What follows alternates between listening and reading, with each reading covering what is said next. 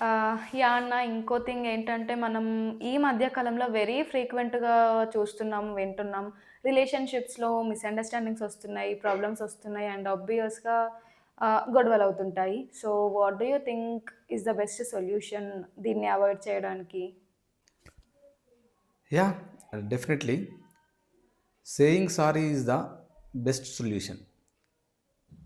యాక్చువల్‌గా మనకు సారీ అనేది మోస్ట్ అండర్ రేటెడ్ వర్డ్ అయిపోయింది. ఓ రిలేషన్‌లో సారీ చెప్పడం వల్ల ఎంత ఇంపార్టెన్స్ ఉంటుందో, ఎంత కీలక పాత్ర పోషిస్తుందో చాలామంది అసలు మనం మర్చిపోతాం. Do you know why? Sorry అనేది మోస్ట్ అండర్ రేటెడ్ అని ఎందుకు చెప్తానంటే, చాలామంది అసలు సారీ అనే వర్డ్‌ని మర్చిపోతారు అసలు. దానివల్ల ఎంత లాభం ఉంటుంది? అసలు ఎంత ఇంపాక్ట్ క్రియేట్ చేస్తుందనే విషయాన్ని మర్చిపోతారు. సారీ చెప్పడం అంటే ఫస్ట్ ఏంటంటే అడ్మిట్ చేయడం. సో, మనం ఒక థింగ్‌ని అడ్మిట్ చేస్తున్నట్టు. Second thing it is a peace maker. Sorry చెప్పడం వల్ల గొడవ అనేది తగ్గుతుంది. సో, ఆటోమేటిక్‌గా మనం it is a peace maker అవుతుంది. Next sorry defeats the ego. ఇద్దరు వ్యక్తులు ఈగోలు పెరిగినప్పుడు సారీ చెప్పినామనుకో ఆటోమేటిక్‌గా ముందు వాళ్ళ ఈగో తగ్గిపోతుంది.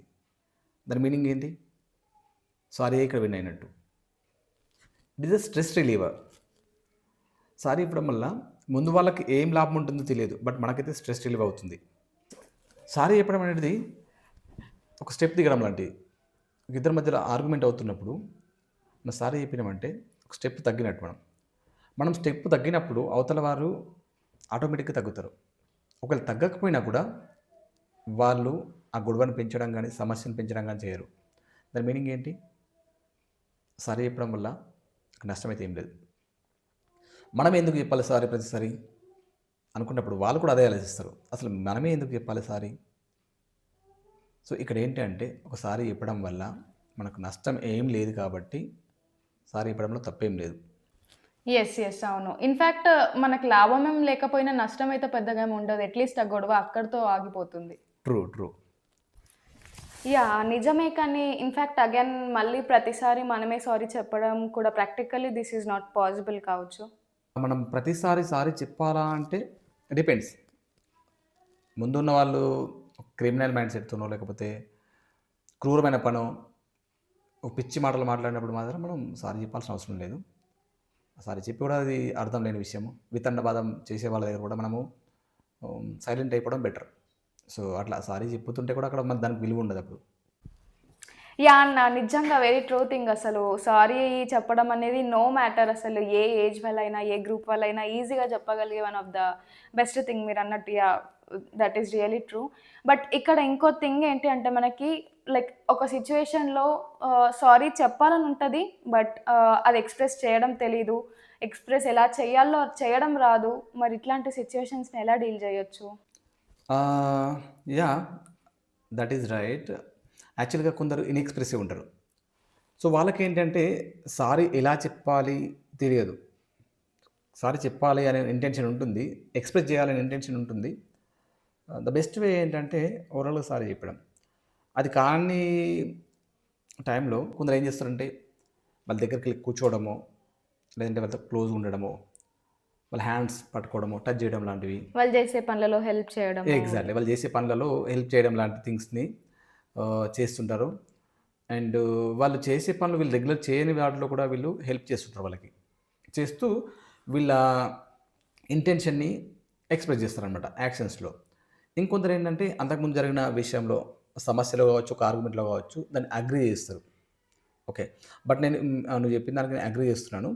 బట్ కొన్ని నాకనిపించిన చేంజెస్ అని చెప్పేసి ఇలా స్టార్ట్ చేస్తారనమాట. ఇక్కడ నేను ఒక 2 ఎగ్జాంపుల్స్ చెప్తాను.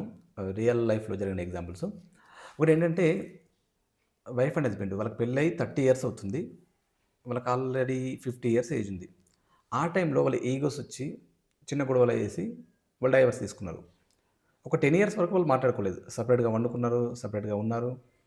అండ్ వాళ్ళ హస్బెండ్‌కు హెల్త్ ఇష్యూస్ వచ్చి తను బెడ్ పైన పడుకున్నాడు అప్పుడు. వైఫ్ ఎళ్ళింది తన దగ్గరికి. వాళ్ళ కొడుకులతో పాటు, వాళ్ళ కూతుర్లతో పాటు వైఫ్ కూడా ఎళ్ళింది వాళ్ళ హస్బెండ్‌ని చూడడానికి. ఎళ్ళినప్పుడు తిను చాలా బాధపడిపోయింది వాళ్ళ వైఫ్. అప్పుడు తను రియలైజ్ అయింది. అసలు తిను నా దగ్గర ఉండుంటే మంచి భోజనం పెట్టేది, మంచిగా చూసుకునేది, తనకు రెస్ట్ దొరికేది, అన్నీ బాగుండేది. హెల్త్ కూడా చూయించుకునేది. అని చెప్పేసి తప్పైంది అని అనేసరికి తను కూడా ఎమోషనల్ అయిపోయి నాది కూడా తప్పే అని చెప్పేసి అన్నాడు.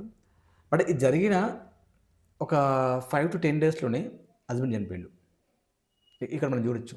వాళ్ళు చిన్న ఈగోస్ కోసం వెళ్ళేటప్పుడు దగ్గర దగ్గర 10 ఇయర్స్ దూరం ఉండి అప్పుడు రియలైజ్ అయ్యారు. ద టైమ్ ఈజ్ చాలా ఇంపార్టెంట్ ఇక్కడ.